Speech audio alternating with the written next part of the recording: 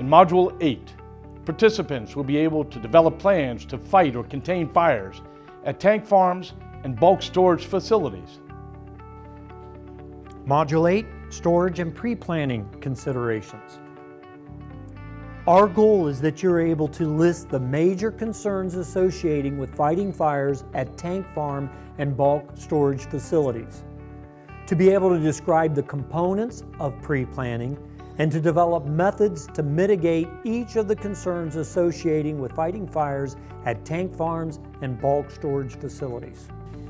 Tank farm and bulk storage fire operations can be extremely dangerous and require an extremely advanced technical knowledge of flammable liquids firefighting and fire protection. Because of the amount of time to set up operations and contain such a fire and the number of resources necessary to handle an incident and defend against a reflash or reignition, they can become very tedious operations. Departments that are responsible for these installations should establish extensive pre-fire plans and schedule drills and walkthroughs on a regular basis. It is imperative that departments have good relations and cooperation with facility operators and staff. In most cases, it will require additional special equipment and apparatuses for these facilities.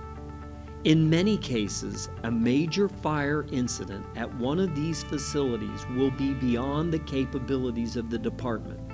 Therefore, it is important to have relationships with sources of mutual aid and contract services. It may be prudent to contract outside services for these incidents depending on magnitude and location.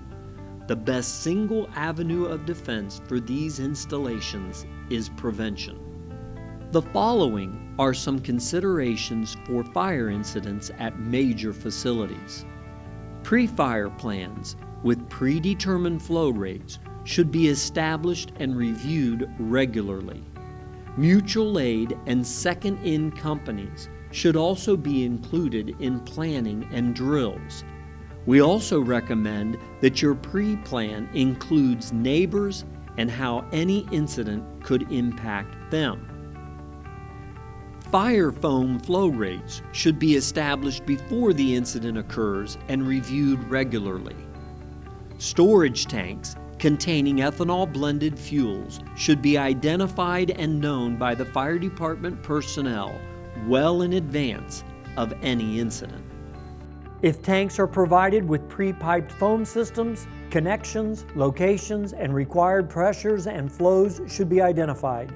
Personnel should be aware of the potential danger that systems installed on tanks that previously contained regular gasoline may not work or be appropriate for ethanol-blended fuels being stored in those tanks.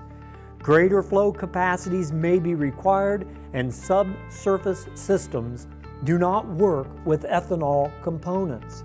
Fires in storage tanks where no fixed systems are available or usable, or in cases where fixed systems are rendered inoperable, may not be extinguishable with non-fixed appliances. Lowering the fuel level and protecting exposures may be the only options for reducing the overall impact of the event. Pre-planning is a vital factor in the strategy of controlling an emergency situation. The amount of success obtained in resolving an emergency can, in most cases, be determined by the amount of advanced preparation made by firefighting personnel. The purpose of pre-incident planning is to enable attack preparations and firefighting operations to be carried out at the scene of an emergency as efficiently and effectively as possible. The incident management attack operation can begin more quickly if details about the incident site are known prior to the arrival of firefighters and if positions of equipment and possible hose layouts have been predetermined.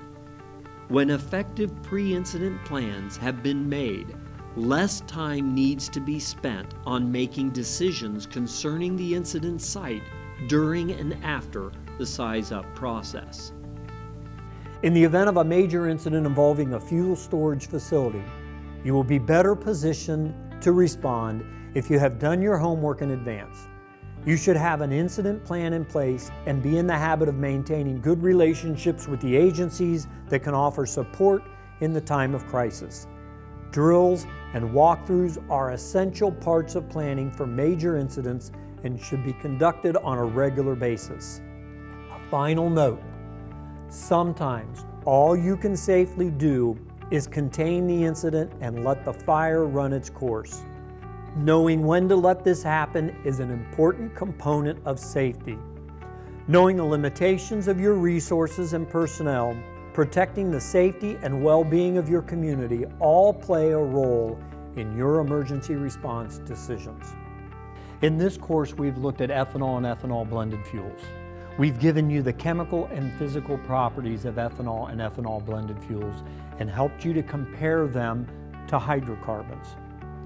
We've also talked about how ethanol is transported and transferred. We've looked at how ethanol is stored and dispensed. We've talked about using foam and how to apply foam in an ethanol or a polar solvent incident. We've also discussed the general health and safety requirements. The last chapter, we talked about the importance of pre-planning. We want you to be safe and careful when you're responding to ethanol emergencies.